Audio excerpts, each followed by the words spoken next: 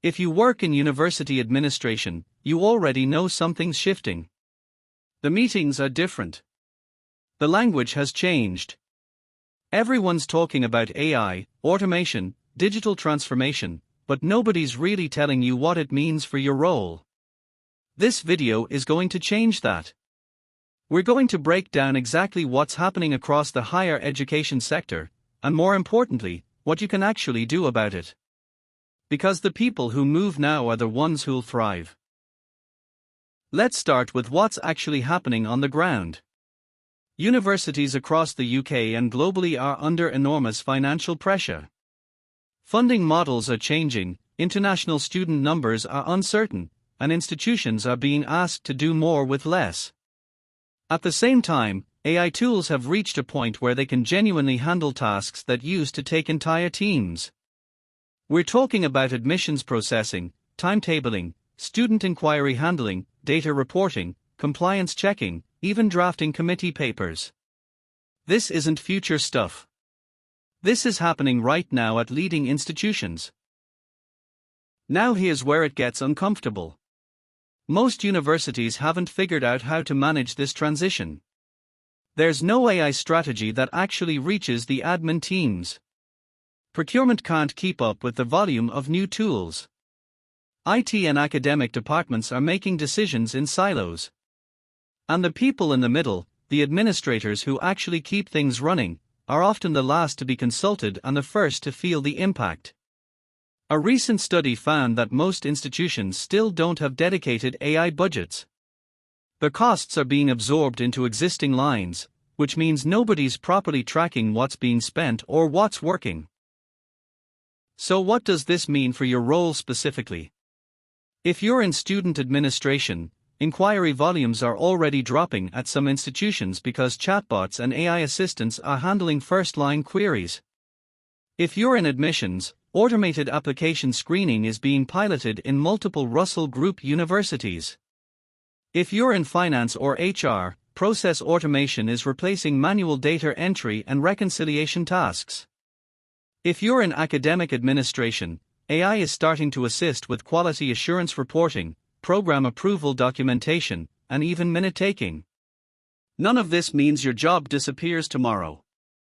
But it does mean the shape of your role is going to change significantly over the next 2 to 3 years.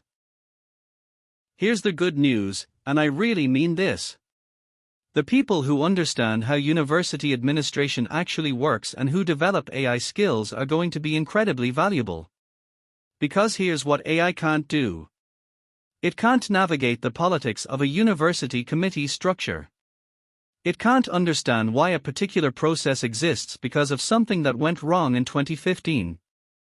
It can't manage relationships between academics and professional services. It can't exercise the kind of judgment that comes from years of institutional knowledge. That's your expertise. The trick is combining it with the new tools. So let's get practical. Here are 5 things you can do right now. Number 1. Learn one AI tool properly. Not just ChatGPT. Pick something relevant to your work.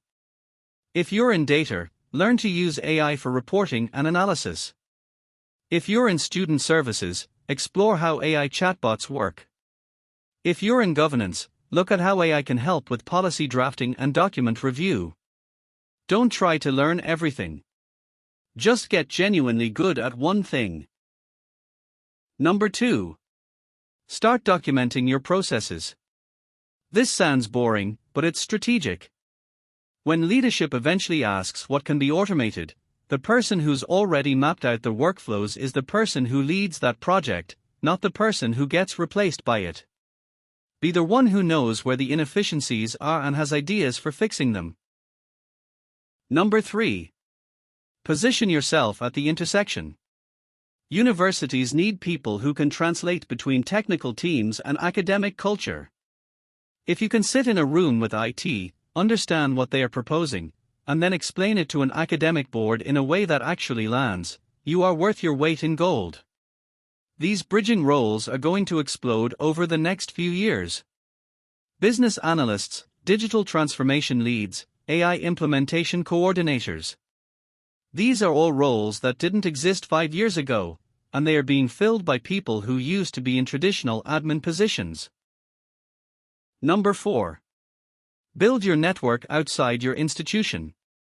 Join AHUA, go to WONKHE events, follow people on LinkedIn who are talking about higher education transformation. The sector is small enough that being known as someone who understands both administration and technology opens doors very quickly. Start sharing what you're learning. Write a post about a process you improved. Talk about a tool you've tested. You don't need to be an expert. You just need to be visibly engaged. And number 5. Don't wait for permission. One of the biggest mistakes I see is people waiting for their university to provide training, or waiting for a formal AI strategy to be published, or waiting for someone to tell them it's okay to experiment. The institutions that are moving fastest are the ones where individuals took initiative. Test things in your own time. Build a prototype.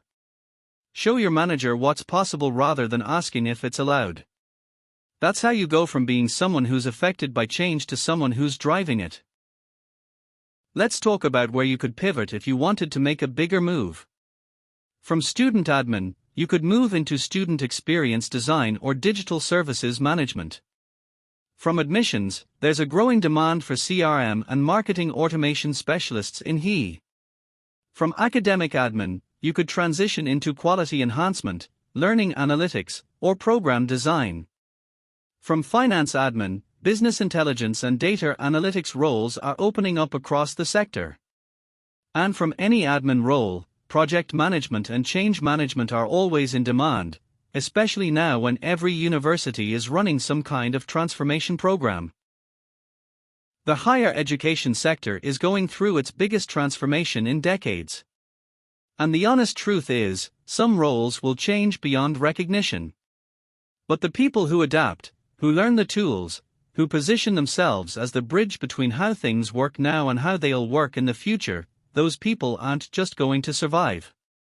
They are going to lead. If you found this useful, subscribe to Junior Former for more practical guides on navigating your career in higher education.